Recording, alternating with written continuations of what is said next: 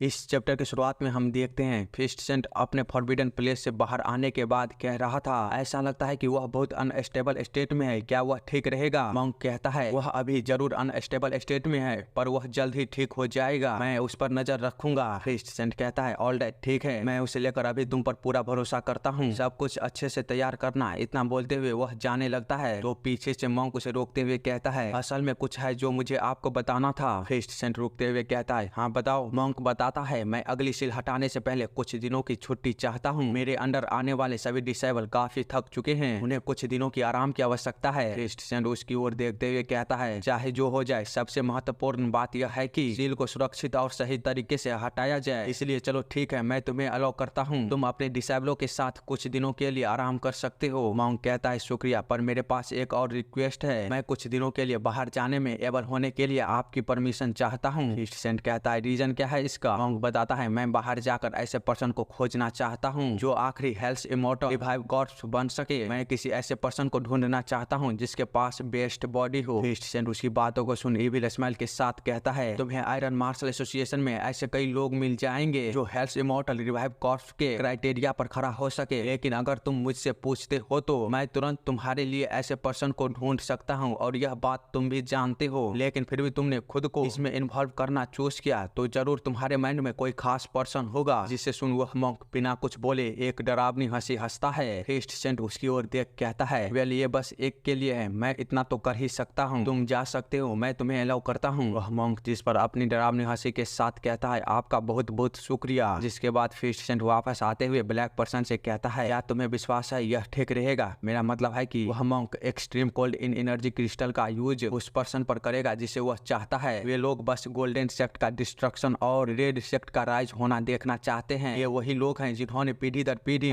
Immortal revive corps को reject करता आया है, इसीलिए मैंने उन सभी से वादा किया था आखिरी कॉर्प्स का यूज वो रेड सेक्ट के प्रॉफिट के लिए कर सकता है। Seventh health immortal revive corps को मेरे लिए बनाने के बाद क्या इसे लेकर कोई दिक्कत तो नहीं होगी? जिसे सुन ब्लैक पर्सन कहता है, हेल्थ इमॉर्टल रिवाइव कॉर्प्स, क्या आप उस बारे में बात कर रहे हैं जो कि आपने कांगवाई के साथ किया था? फिफ्थ सेंट कहता है, हमें ऐसी चीज पर डिस्कशन करने की जरूरत नहीं है जो फैल रही हो। हेल्थ इमॉर्टल रिवाइव कॉर्प्स शापित इविल स्पिरिट है जो कि अपेयर हुआ था एंशिएंट राइटिंग में। रिवाइव कॉर्प्स आमतौर पर डेड बॉडी से बनाई जाती है, जबकि हेल्थ इमॉर्टल रिवाइव कॉर्प्स जिंदा इंसानों को रिफाइन कर बनाया जाता है। जिंदा इंसानों को हेल्थ इमॉर्टल रिवाइव कॉर्प्स बनाने के लिए अलग अलग प्रकार के फंडामेंटल और मंत्रों का आवश्यकता होती है, पर फिर भी इसमें सोल के कोलैप्स होने का रिस्क रहता है, इसलिए इसे टैबू माना जाता है। यही कारण है कि रेड सेक्ट पिछले 500 सालों से कई ऐसे चीज बनाते आया है जिससे वो extreme cold in energy crystal को ओवरकम कर सके। जैसे मैंने तुम्हें पहले बताया था, extreme cold in energy crystal का कोर बर्फ से ऑरिजिनेट हुआ है। इन एनर्जी क्रिस्टल की विशेषताओं का उपयोग कर कोई भी बाहरी उत्तेजना से बच सकता है।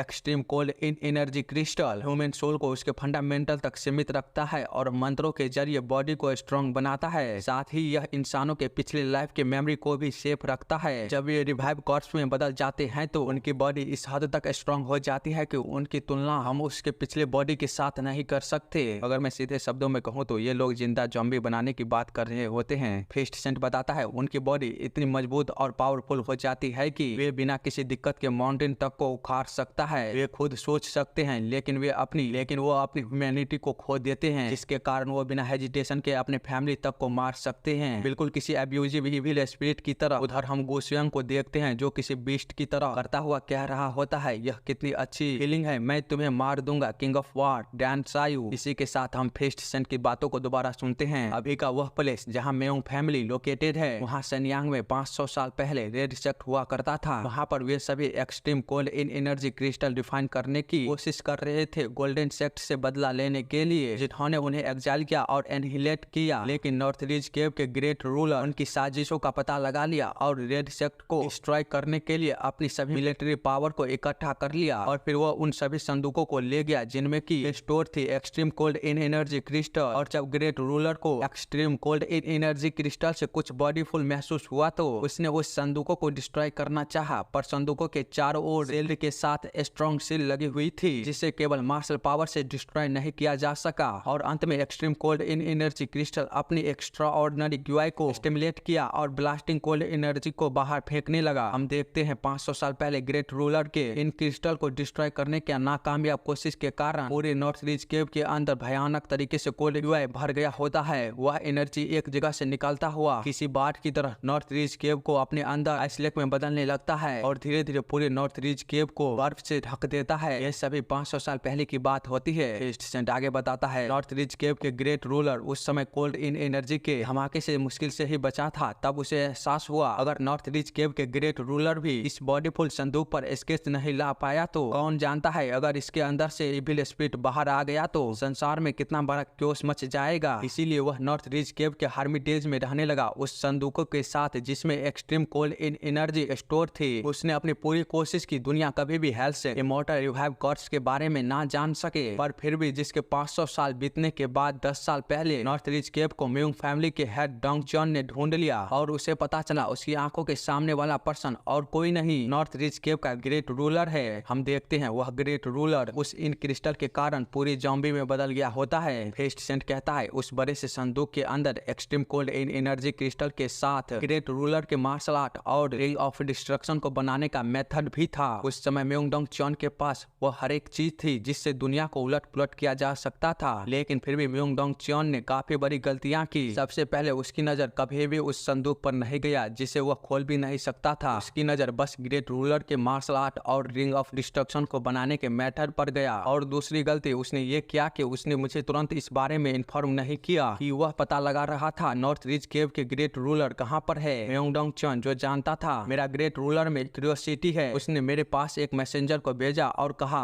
वो ग्रेट रूलर के साथ उस संदूक को मुझे दे देगा, पर मुझे म्योंग फैमिली को 5 ड्रैगन लीग में ज्वाइन होने देना होगा। साथ ही उसने मुझसे 10,000 न्यांग गोल्ड मांगे थे। मुझे विश्वास नहीं हुआ था कि वह बस एक कॉर्प्स और कुछ संदूकों के बदले मुझसे म्योंग फैमिली को 5 ड्रैगन लीग में शामिल करने के साथ 10,000 न्यांग गोल्ड को देने को कह रहा है। लोगों को लगा मैं इसे खुशी खुशी एक्सेप्ट कर लूंगा। म्योंगडोंग चॉन का ऑफर काफी अनबिलीवेबल था क्योंकि मैं वास्तव में उन संदूकों की असली वैल्यू को जानता था, क्योंकि मैंने 500 साल पहले डिस्ट्रॉय हो चुके रेड शक के लोगों को जो प्रोटेक्ट किया था। इसीलिए मैं दुनिया को म्योंग फैमिली के साथ लेन देन के बारे में नहीं बता सकता था। तो मैंने एक छोटा और भरोसेमंद सुरक्षा ब्यूरो को तलाश करने लगा। तभी बिल्कुल सही समय पर मुझे च्योल्मा सिक्योरिटी ब्यूरो मिला, जो भले ही साइज में छोटा था पर च्योल्मा सुरक्षा ब्यूरो में भरोसेमंद मैकजू था जो एबल था आइटम को डिलीवरी करने में। इसी कारण से वह मेरे लिए परफेक्ट था इस लेन देन के लिए। मैं मैकजू की च्योल्मा सुरक्षा ब्यूरो के जरिए 10,000 न्यांग को भेजा और म्योंगडोंग चॉन ने ग्रेट रूलर के कॉर्प्स के साथ extreme cold in energy crystal store की गई संदूक को, जबकि मैकजू को अभी भी नहीं पता था कि उसने अपनी एक पैर को नर्क में डाल दिया है। यहाँ तक कि वो अपने साथ extreme cold in energy crystal को ले जा रहा था। तब भी ये सभी चीजें पास्ट में हुई होती है और इसी के कारण Myeong family, Namgong family, Sunyang, Hainan, Makju, Cheolma security bureau एक साथ जुड़े हुए हैं। जिसके बाद वह ब्लैक पर्सन से कहता है उसे तब तक बंद रखा जाना चाहिए जब तक कि वो हेल्थ इमॉर्टल रिवाइव कोर्स में कंप्लीट नहीं हो जाता। कुछ भी हो जाए ये हेल्थ इमॉर्टल बॉडी के लिए बहुत इंपॉर्टेंट है। यहाँ तक कि एक हेल्थ इमॉर्टल रिवाइव कोर्स भी 3 टैरेंटो को हार्म कर सकता है। अगर आप लोगों को टैरेंटो को पावर के बारे में नहीं पता है तो मैं आपको बता दूं, 9 सेंट्रल का हेड वह भी एक टैरेंट है। उसके जैसे 3 टैरेंटो को एक हेल्थ इमॉर्टल रिवाइव कोर्स भी संभाल सकता है। फिफ्थ सेंट कहता है यह समझने की आवश्यकता नहीं है कि वे साथ हो जाते हैं तो क्या होगा। यून युपजा और जोएल म्यूसंग वह पहले से जानते थे आयरन मार्शल एसोसिएशन का यह इम्परफेक्ट अलायंस अधिक समय तक नहीं टिकेगा।